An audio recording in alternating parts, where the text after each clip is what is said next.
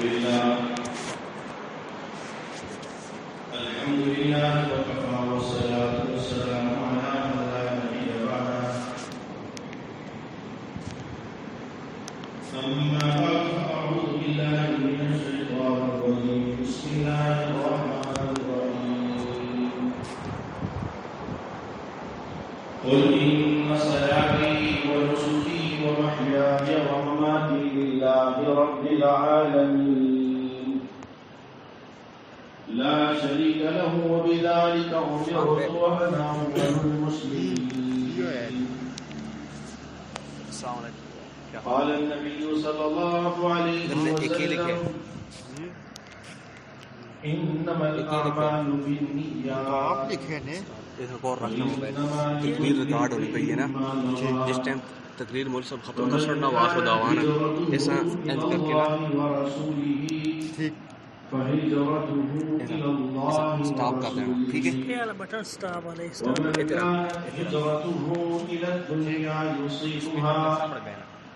أو امرأة ينكحها فهجرته إلى ما هاجر إليه. صدق الله العظيم وصدق رسوله النبي الكريم. اللهم صل على محمد وعلى آل محمد كما صليت على إبراهيم وعلى آل إبراهيم إنك حميد مجيد. اللهم بارك على محمد وعلى آل محمد كما باركت على إبراهيم وعلى آل إبراهيم إنك حميد مجيد. میرے محترم دوستو، اللہ رب العزت نے مجھے آپ کو ساری دنیا کے سارے انسانوں کو نبی اکرم صلی اللہ علیہ وآلہ وسلم کی امت میں پیدا فرمایا ہے، اور ہمیں اللہ تعالی نے نبی اکرم صلی اللہ علیہ وآلہ وسلم کے ذریعہ وہ احکامات، وہ طرز زندگی، وہ اخلاق، وہ معاشرت اور معاملات کے وہ طریقے عطا فرمائے ہیں کہ جن پر چلنے سے، عمل کرنے سے اللہ تعالی ہماری آخرت کی زندگی کو بھی بنائیں گے اور دنیا کی زندگی کی مشکلات کو بھی آسان فرمائیں گے. یہ بات انتہائی نہ سمجھی، کم علمی کی ہے کہ آدمی یہ سمجھے کہ دین پر عمل کرنے سے آخرت تو بنے گی اور دنیا نہیں بنے گی. اس لیے کہ دین یعنی اللہ کی اطاعت اور رسول اکرم صلی اللہ علیہ وآلہ وسلم کی اطاعت، اگر اس پر اللہ تعالیٰ آخرت عطا فرمائیں گے، آخرت کی زندگی بنائیں گے، تو لا محالہ اللہ تعالیٰ اس کی وجہ سے اس دنیا کی زندگی کا سکون اور اطمینان اور عزت بھی عطا فرمائیں گے. خود اللہ کا فیصلہ ہے. اللہ تعالیٰ نے عزت اپنے لیے رکھی ہے، اپنے رسول صلی اللہ علیہ وسلم کے لیے رکھی ہے، ایمان والوں کے لیے رکھی ہے. خود اللہ کا فیصلہ ہے. اللہ تعالیٰ نے ایمان اور اعمال صالحہ والوں کے ساتھ اس بات کا وعدہ فرمایا ہے لَيَسْتَخْلِفَنَّهُمْ فِي الْأَرْضِ، کہ زمین کی خلافت، زمین کا نظم، زمین کی حکومت اللہ انہیں عطا فرمائیں گے. ہاں یہ ایک بات یقینی ہے کہ جیسے ہم اپنے دنیاوی شعبوں میں دیکھتے ہیں کہ کسی بھی جگہ ملازمت کے لیے، کسی بھی جگہ کام کرنے کے لیے، کسی بھی جگہ داخلے کے لیے ایک خاص معیار مقرر کیا جاتا ہے اور اس معیار پر پرکھ کر آدمی کو رکھا جاتا ہے. ایسے ہی اللہ پاک اگر کسی کو ساری دنیا کی خلافت عطا فرمائے تو ایسا نہیں ہے کہ اللہ پاک کسی معیار کے بغیر صرف دعوے پہ دے دیں گے. آپ FSC میں داخلہ لینے جاتے ہیں تو دعویٰ یہ ہے کہ میں 10 جماعتیں پڑھ چکا ہوں. وہ کہتے ہیں دعوے کی دلیل سند کی صورت میں پیش کیجیے، آپ کے نتیجہ کارڈ کی صورت میں پیش کیجیے کہ آپ واقعی 10 پڑھ چکے ہیں. آپ یونیورسٹی میں جاتے ہیں، وہ کہتے ہیں کہ آپ FSc کر چکے ہیں، اس کی دعویٰ ہے سند کو اس کے لیے دلیل دی۔ ایسے ہی ایمان اور اعمال صالحہ، یہ اللہ اور اللہ کے رسول صلی اللہ علیہ وسلم کی اطاعت، اس پر جو وعدے اللہ نے دنیا میں دینے کے فرمائے ہیں اور آخرت میں دینے کے فرمائے ہیں، یہ اسی وقت ہے کہ جب ان دعووں کی ہمارے پاس دلیل ہو، یعنی عمل ہو اور عمل اپنی طاقت کے ساتھ ہو، یعنی خیر کا عمل اور ہر عمل، جتنے بھی خیر کے اعمال ہیں ان میں ایک اس عمل کی ظاہری شکل ہے اور ایک اس عمل کے اندر کی روح ہے۔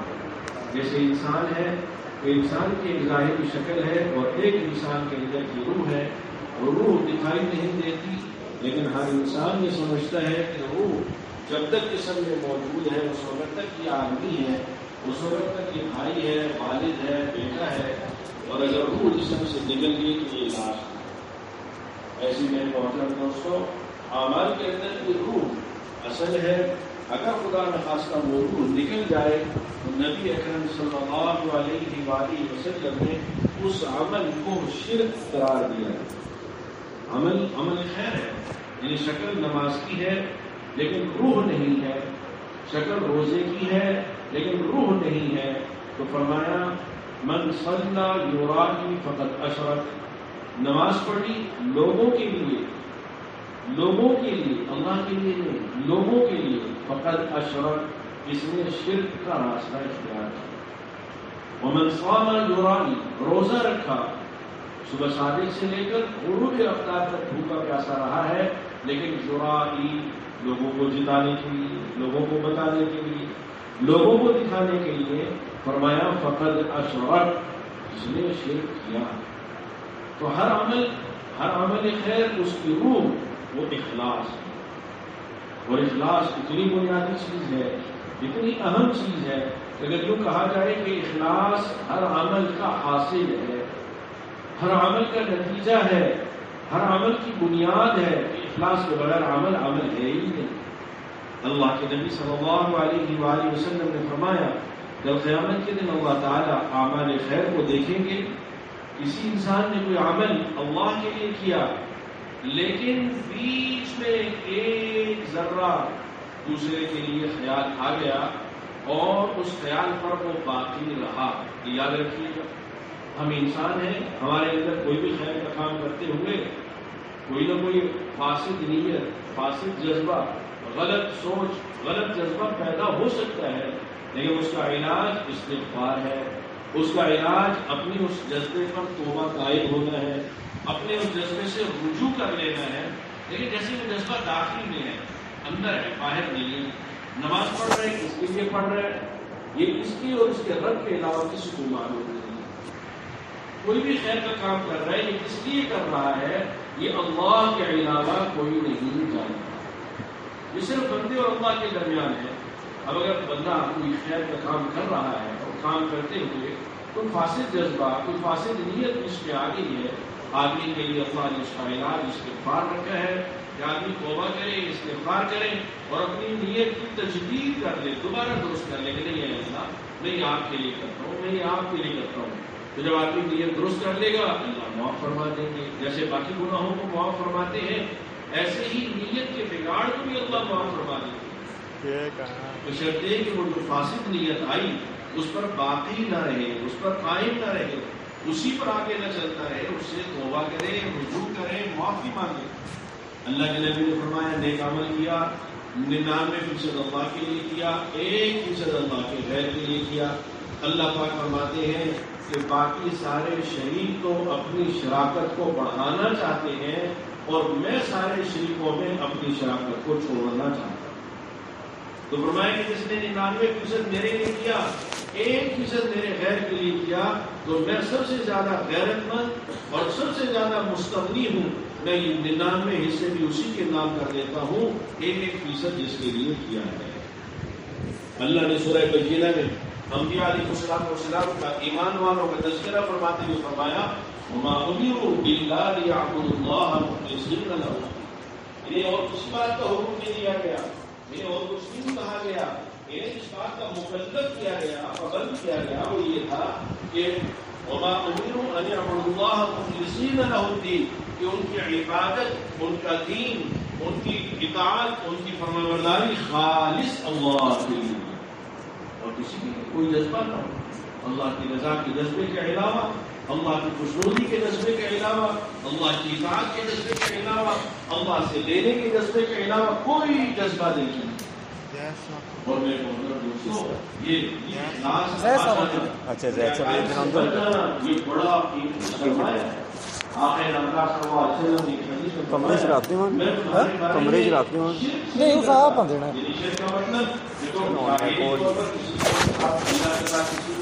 ہاں البتہ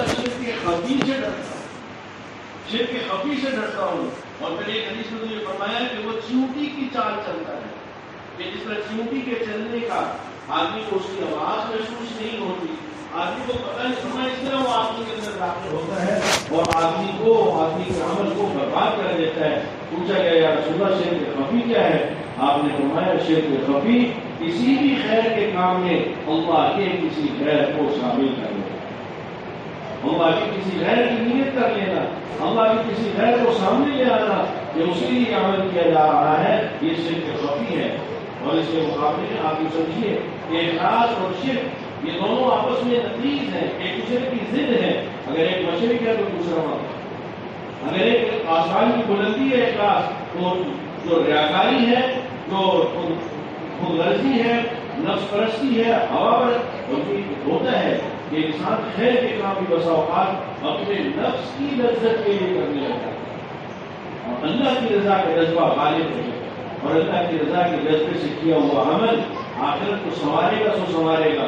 اللہ کی قسم، اللہ کی رضا کے جذبے سے کیا ہوا عمل ہمیں دنیا میں بھی مصیبتوں اور آفتوں سے بچائے۔ اس لیے کہ ایک بات بالکل یقینی سی ہے کہ ہر عمل اپنی طاقت کے ساتھ ایک نور پیدا کرے، اور وہ نور انسان کے چاروں طرف چھا جاتا ہے، وہ دکھائی نہیں دے گا۔ اس لیے کہ دھوکے کی آنکھ دکھائی نہیں دے گا، یہ دھوکے کی آنکھ ہے، حقیقت کی آنکھ کو موت پر کھولے گی۔ یہ دھوکے کی آنکھ ہے، اس میں دھوکے کی چیزیں دکھائی دے رہی ہیں، حیات الدنیا الا متاع الغرور، یہ دھوکہ ہے سارا کچھ دکھائی دے رہا ہے، اور یہ دکھائی دے رہا ہے جو حقیقت ہے وہ دکھائی نہیں دے رہی ہے۔ حقیقت تو قیامت کے دن اسی نور کی روشنی میں اہل جنت جنت کا راستہ طے کریں گے، اسی نور کی روشنی میں، جس کے لیے منافقین انہیں کہیں گے کہ رک جاؤ نقتبس من نورکم، کہ ہم بھی تمہارا نور لے لیں، کہ آ جائے ارجعوا وراءکم، آپ اس دنیا میں جاؤ فالتمسوا نورا، وہاں یہ عمل کا نور ملے گا، وہاں بھی یہ اخلاص کا نور ملے گا، وہاں بھی للہیت کا نور ملے گا۔ اور پھر یہ جو نور ہے، یہ اخلاص کا نور، اللہ کے نبی صلی اللہ علیہ وسلم نے فرمایا کہ اخلاص کا نور تو اتنا طاقتور ہے، اتنا مضبوط ہے، ہونا چاہیے، اگر ہوگا تو فرمایا اتنا طاقتور ہے کہ جو اخلاص سے عمل کرنے والے ہیں ان کی وجہ سے اللہ تعالیٰ گمراہی کو دور فرماتے ہیں، اس کی ذات سے نہیں، یہ اتنا طاقتور ہے کہ جب اس کے اندر وہ اخلاص کا نور پیدا ہوگا تو جیسے روشنی ہے، جیسے بلب ہے، جیسے ٹیوب لائٹ ہے، جیسے کوئی بھی روشنی کا موقع ہے، ذریعہ ہے کہ وہ اندھیرے کو بجھاتا ہے، ایسے ہی گمراہی کو دور کرنے میں، ظلمت کو دور کرنے میں سب سے زیادہ طاقتور چیز وہ اخلاص۔ انما الاعمال بالنیات، انما الاعمال بالنیات، ہم بہت آسانی سے جملہ کہہ دیتے ہیں، کہ نیتیں درست ہونی چاہیے، نیتوں پر عمل کا مدار ہے، اللہ ہمیں اپنا محاسبہ نصیب کرائے۔ اور ایک بڑی بات یہ ہے کہ ہم اخلاص دوسروں کا جانتے ہیں، کوئی دوسرے کی جو نماز دکھائی دیتی ہے اخلاص نہیں، دوسرے کا صدقہ زکات کرنا ہمیں دکھائی دیتا ہے اخلاص نہیں، اس کا حج ہمیں دکھائی دیتا ہے اخلاص نہیں، اس کا ہر عمل خیر دکھائی دیتا ہے اخلاص دکھائی نہیں دیتا۔ اخلاص و بندے اور اللہ کے درمیان ہے، اخلاص و بندے اور اللہ کے درمیان میں۔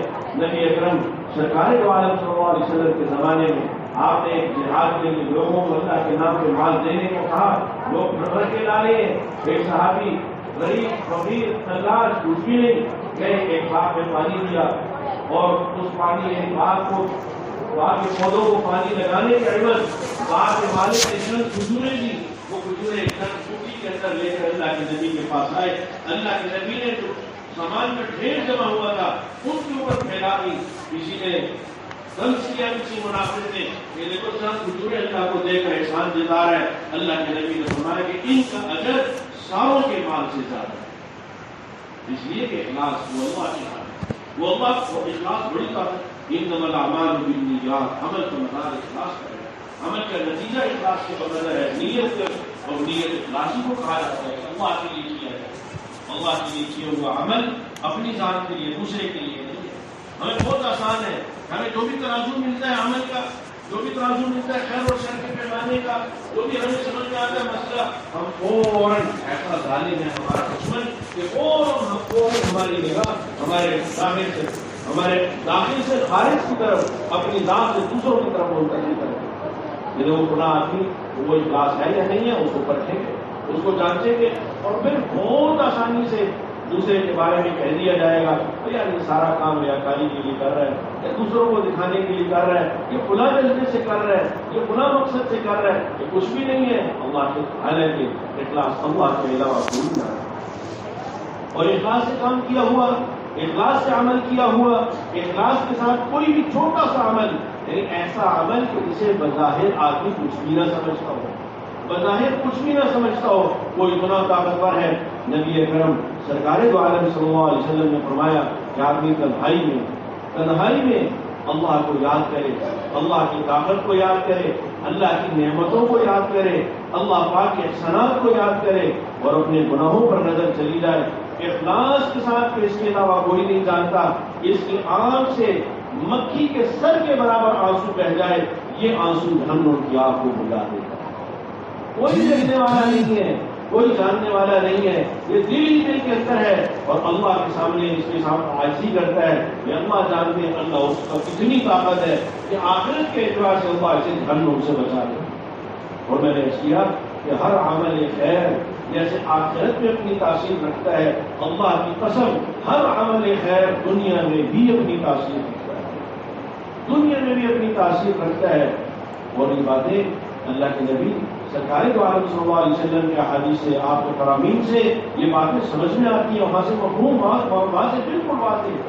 بخاری شریف کی حدیث ہے، نبی اکرم صلی اللہ علیہ وسلم نے بنی اسرائیل کے 3 آدمیوں کا ذکر فرمایا۔ اچھا، اس سے یہ بنی اسرائیل کے 3 عابدوں کا ذکر، بنی اسرائیل کے قاتل کا ذکر، بنی اسرائیل کے گناہگار کا ذکر، یہ کیا ہے؟ اس سے ایک تھوڑا سا ایک اشکال یا ایک وہم، یہ ایک وسوسہ جو آج کل جدیدیت کی وجہ سے، استشراق کی وجہ سے عام طور پر لوگوں کے اندر پیدا ہوتا ہے، وہ بھی میں دور کر دوں کہ بہت سارے لوگ کہتے ہیں کہ قرآن اور حدیث، اور پھر بعض تو یہاں تک ترقی کر جاتی ہے کہ قرآن ہی قرآن، حالانکہ قرآن اور حدیث یہ دونوں ہمارے لیے اسلام کا ماخذ ہے، منبع ہے۔ ارے اس میں جو کچھ اللہ نے بیان کیا وہ ہمارے لیے قیامت تک کے لیے اصول ہیں، ضابطے ہیں، اور اس کے مطابق جو کچھ ہوگا وہ بھی اصول ہوگا، ضابطہ ہوگا۔ سارے مسائل اس میں ہے نہیں ہیں، اصول اس میں بیان کیے۔ تو بسا اوقات کسی اللہ والے کا واقعہ، کسی اللہ والے کی کرامت، کسی بزرگ کے ساتھ اللہ کا جو خاص تعلق اور معاملہ ہے، جب اسے بیان کیا جائے تو بعض طبائع پر یہ چیز بڑی ناگوار گزرتی ہے، اور ان کی نیت صادق ہے لیکن عمل کاذب ہے، عمل غلط ہے۔ اس لیے کہ اگر بزرگوں کے واقعات، اولیاء اللہ کے واقعات، یہ کرامات اگر یہ حق نہ ہوتی تو اللہ قرآن پاک کے اندر اور نبی اکرم صلی اللہ علیہ وسلم اپنی احادیث مبارکہ کے اندر انہیں ہرگز بیان نہ۔ دیکھیے قرآن میں اللہ نے جہاں نبیوں میں سے 1.25 نبیوں میں سے 25 کا تذکرہ کیا، وہاں اللہ تعالیٰ نے اصحاب کہف، اولیاء اللہ ان کی کرامت کا ذکر کیا۔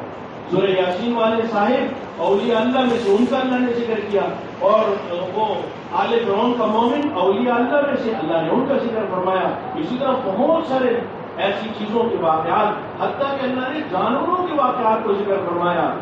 اللہ پاک کی ایک قدرت ہے، ایک اللہ پاک کی طاقت ہے، جب نبی کے ساتھ ہوتی ہے تو معجزہ کہلاتی ہے، اور جب نبی اور اللہ کی اطاعت گزار کے ساتھ ہوتی ہے تو وہ کرامت کہلاتی ہے۔ اسے اللہ نے بھی بیان فرمایا، اور اللہ کے نبی صلی اللہ علیہ وسلم، اللہ کے نبی بخاری شریف کی روایت ہے، اللہ کے نبی صلی اللہ علیہ وسلم فرماتے ہیں بنی اسرائیل کے 3 آدمی ایک سفر میں نکلے، اور دوران سفر بارش آئی اور اندھیرا چھا گیا، وہ غار میں پناہ لینے کے لیے غار میں داخل ہو گئے، اور وہ بارش اور طوفان کے ذریعے کی وجہ سے اس غار کے کھانے پر ایک بڑی چٹان آ کے ٹک۔ اللہ کے نبی فرماتے ہیں اتنی بڑی چٹان کہ جسے وہ ہٹانے سے عاجز آگے ہٹا نہیں سکتے، اب موبائل بھی نہیں ہے کہ کال کر کے کسی کو بتا بھی نہیں سکتے، اور جنگل ہے آواز بھی نہیں لگا کہ کسی کو بلا سکتے۔ یہ ہے عمل کی طاقت۔ اللہ پاک ہمیں سمجھ نصیب فرما دے۔ جو باتیں اللہ کے نبی صلی اللہ علیہ وسلم نے فرمائی ہے، جو واقعات اللہ کے نبی صلی اللہ علیہ وسلم نے ذکر فرمائے ہیں، ایک ایک واقعے کے اندر 20 اسباب ہیں، ایک ایک واقعے کے اندر اس کے 20 نتائج آدمی نکال سکتا ہے۔ کیا فرمایا؟ آپ نے فرمایا کہ یہاں انسان کی طاقت، انسانی قوت، انسانی وسائل، انسانی ذرائع، انسانی اسباب، انسانی جو کچھ بھی آپ کہہ لیں وہ ساری کی ساری یہاں پہ آ کے کھلے ہوئے۔ یہ اس زمانے کے اعتبار سے کہیں یا اس زمانے کے اعتبار سے کیوں کہیے کہ ٹیکنالوجی جہاں پہ آ کے زیرو ہو گئی وہاں سے شروع ہوتی ہے عمل کی طاقت۔ ایک آدمی نے کہا کہ اللہ تو جانتا ہے کہ میں چرواہا ہوں، بکریاں چراتا ہوں، اور جب میں بکریاں چرا کے گھر واپس آتا ہوں اور ان کا میں دودھ دھوتا ہوں، دودھ دھونے کے بعد سب سے پہلے میں اپنے بوڑھے والدین کو پیش کرتا ہوں، اور جب وہ سیر ہو کر پی لیتے ہیں تو اس کے بعد یہی ہماری غذا اور خوراک ہے، میں اپنے بچوں کو دیتا ہوں۔ ایک دن میں واپس آنے میں تاخیر ہو گئی، ریوڑ آگے پیچھے ہو گیا، کوئی جانور بھاگ گیا، جو بھی ہوا، تاخیر سے میں گھر واپس آیا، اور میں نے جب دودھ دھویا میں والدین کی چارپائی کے پاس گیا تو وہ سو چکے تھے۔ میں ساری رات میرے بچے تڑپتے رہے، بھوک سے روتے رہے، میں نے انہیں نہیں کھلایا کہ والدین سے پہلے نہیں دوں گا۔ اے اللہ، میں نے یہ عمل تیری رضا کے لیے، یہ ہے عمل اور یہ ہے اخلاص اور یہ اس کی طاقت۔ اے اللہ، اگر میں نے یہ تیری رضا کے لیے کیا تھا تو تو اس مصیبت سے ہمیں نجات عطا کر۔ اللہ کے حبیب فرماتے ہیں، اللہ کے حبیب فرماتے ہیں یہ وحی الہی ہے، اللہ کی قسم یہ وحی الہی ہے، یہ اللہ کے نبی نے کسی کتاب سے پڑھا نہیں ہے اور کسی سوشل میڈیا سے سنا نہیں ہے، کہ براہ راست اللہ نے اپنے حبیب کو القا فرمایا۔ اللہ کے نبی کہتے ہیں دعا مانگی، ادھر اللہ نے چٹان سے کہا دی، لیکن اتنا تھا کہ روشنی آ سکتی ہے، باہر جا نہیں سکتے۔ دوسرے نے کہا کہ اللہ تو جانتا ہے کہ میرے پاس ایک آدمی آیا، میں نے اسے اپنے پاس مزدوری پہ رکھا، جب اس کا کام پورا ہوا میں مزدوری دینے لگا، وہ کسی بات میں ناراض ہو گیا اور اپنی مزدوری چھوڑ کر چلا گیا۔ میں اسے مناتا رہا، بلاتا رہا، وہ نہیں آیا۔ میں نے اس کی مزدوری کے پیسوں سے کاروبار کیا، اور کرتے کرتے میرے پاس جانور بہت زیادہ ہو گئے، حتیٰ کہ روایت کے الفاظ ہیں کہ 2 پہاڑوں کے درمیانی جگہ بھیڑ بکریوں اور گایوں سے بھر گئی۔ اندازہ لگائیں کتنے جانور ہوں گے۔ اللہ کچھ عرصہ گزرا، وہ آیا اور مجھے کہنے لگا کہ اللہ کے بندے مجھے میری مزدوری دے دے۔ تو میں نے اسے کہا جتنے جانور ہیں ساری تیری مزدوری ہے۔ اے اللہ، اس نے ایک جانور نہیں چھوڑا اور یہ سب لے کے چلا گیا، میں نے تیری رضا کے لیے۔ یہ عمل اور یہ عمل کی طاقت ہے، یہ عمل کی روح ہے۔ اے اللہ تو جانتا ہے میں نے تیرے لیے کیا، اگر میں نے تیرے لیے کیا تجھے قبول ہے تو اس عمل کی بدلے، اس عمل کے وسیلہ سے تو اس مصیبت سے ہمیں نجات عطا فرما۔ اللہ کے نبی فرماتے ہیں، وحی الہی سے فرماتے ہیں کہ اللہ نے چٹان کو اور سے کہا دیا۔ یہاں پہ کوئی کریز نہیں ہے، کوئی ٹیکنالوجی، یہاں عمل کی طاقت ہے، اور یہ عمل بہت زبردست طاقت ہے، یہ اخلاص بہت زبردست طاقت ہے۔ تیسرے نے کہا کہ اللہ مجھے اپنی سزا بہن سے محبت دی، لیکن کوئی موقع نہ بنا، ایک مرتبہ بہن پڑ گیا، وہ کچھ پیسوں کے لیے میرے پاس آئی، میں نے اسے برائی کا ارادہ کیا اور وہ آمادہ ہوئی۔ جب میں برائی کے لیے آمادہ ہوا تو اس نے کہا کہ اللہ سے ڈر، اے اللہ میں تیرے سے ڈرا اور میں نے برائی کو چھوڑ دیا۔ اے اللہ تو جانتا ہے کہ میں نے تیرے لیے کیا، اگر تجھے وہ عمل میرا قبول ہے تو ہمیں اس مصیبت سے نجات عطا۔ اللہ کے حبیب فرماتے ہیں چٹان ہٹ گئی اور وہ صحیح سالم اپنے گھروں کو پہنچ گئے۔ میرے محترم دوستو، ہم سارے کے سارے مصیبتوں میں، پریشانیوں میں، بیماریوں میں، مختلف حالات میں کہیں نہ کہیں پھنستے ہیں۔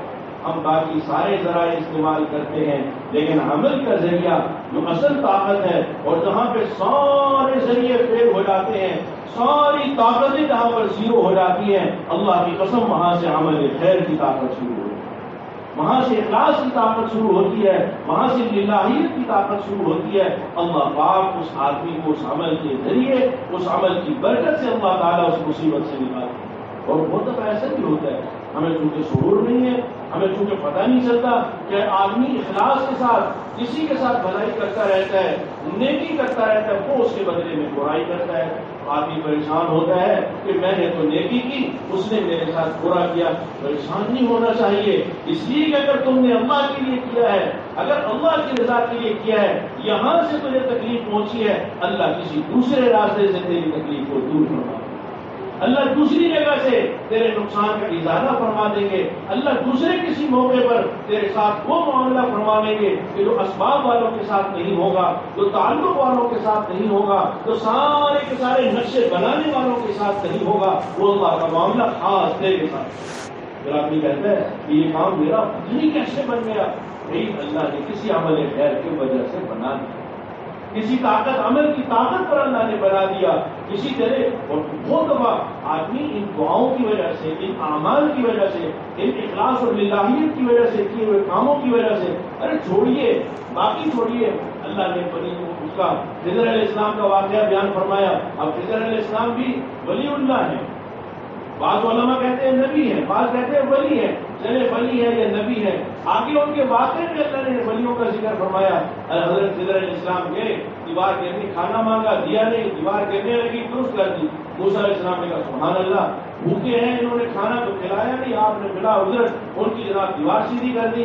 حضرت خضر علیہ السلام نے انہیں اپنے ادارے سے نکال دیا. ادارے میں اصول ہوتے ہیں, ادارے میں داخل ہوئے تو اصول پر, اخراج ہو گیا اصول پر, تو نکالتے اٹھا کے اب ہم تمہیں بتاتے ہیں کہ یہ ہوا کیوں. تو کہنے لگے یہ یتیم بچوں کا خزانہ, اس زمانے میں بینک تو تھے نہیں, اس زمانے میں خیر ہی خیر تھی, تو خزانہ دیوار کے نیچے والے جن نے دفنایا ہوا تھا.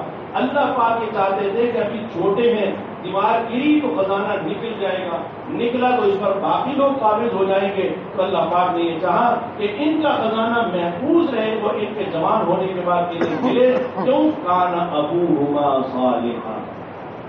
اخلاص کی معمولی درجے کی چیز ہے, اور اخلاص کے ساتھ کیا ہوا عمل, اللہ کی رضا کے لیے آپ نے عمل کیا, آپ کو بدلہ نہیں ملا, اللہ آپ کی نسل میں وہ بدلے منتقل کریں گے, آپ کی اولاد کی اللہ حفاظت فرمائیں گے, اولاد کی اللہ حفاظت فرمائیں گے. حضرت عمر رضی اللہ تعالیٰ عنہ چکر لگا رہے ہیں گلی میں, ایک ماں اپنی بیٹی کو کہہ رہی ہے کہ دودھ ملا, بیٹی کہتی ہے کہ امیر المؤمنین نے منع کیا, کہ امیر المؤمنین نہیں دیکھ رہے. اس نے کہا ان کا اللہ تو دیکھ رہا ہے. حضرت عمر نے اس سے نکاح کیا اپنے بیٹے کا, اور اللہ نے اس کے اندر سے حضرت عمر بن عبدالعزیز رحمہ اللہ تعالیٰ کو پیدا کرنا. آگے ان کی نسل میں بہت اللہ تعالیٰ نے دین, تو اللہ پاک اخلاص کا عمل اور عمل خیر ان دونوں کو اللہ ضائع نہیں کرتا. دیکھو اللہ کیا بینک میں جمع ہوتا رہتا ہے, پڑھتا رہتا ہے. میں نے اس سے کہ ہماری سوچ محدود, ہماری نظر محدود, ہماری عقل محدود, ہمارے سارے وسائل ذرائع محدود ہیں, ہمیں پتہ نہیں چلتا. لیکن یہ ایک پکی ٹھکی حقیقت ہے کہ عمل جو اللہ کے لیے کیا جائے, اللہ اس کا بدلہ دنیا میں بھی دیتے ہیں, آخرت میں بھی عطا فرمائیں گے. اللہ تعالیٰ اس کا نتیجہ, اس کا بدلہ, اس کے ثمرات ضرور دنیا میں کسی نہ کسی شکل میں ضرور عطا فرماتے ہیں.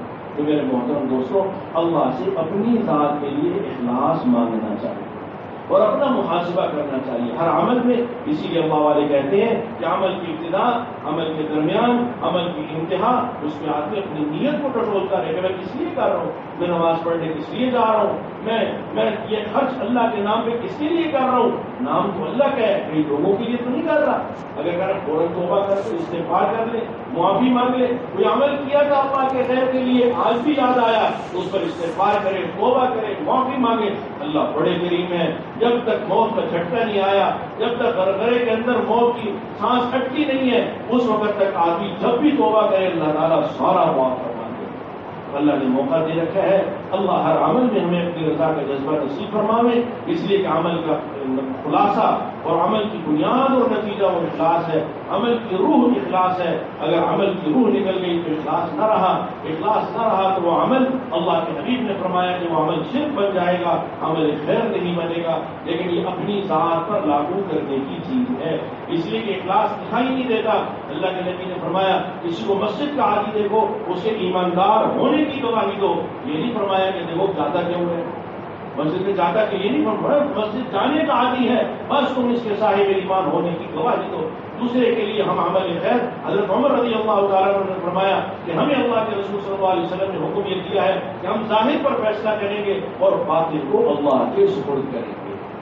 باتیں کو اللہ کے سپرد کریں گے. ہاں اپنے بارے میں آدمی کو ڈرتے رہنا چاہیے اپنے ہر عمل. اور یہ ایمان کا تقاضا ہے کہ جب ایمان بڑھتا ہے تو پھر اخلاص چھوٹا دکھائی دیتا ہے, اور ایمان گھٹ جائے تو اخلاص کیا ریاکاری بھی بڑا عمل دکھائی دیتا ہے. یہ ایمان روشنی ہے. ایمان بڑھے گا تو اس روشنی کی وجہ سے پتہ چلے گا کہ میرا عمل کیا ہے. پھر آدمی کو خوف لگتا ہے, دھڑکا لگا رہتا ہے کہ کہیں میرا عمل مردود نہ ہو جائے. اللہ پاک ہم سب کو اپنی ذات کے بارے میں اخلاص کی فکر بھی نصیب فرماوے اور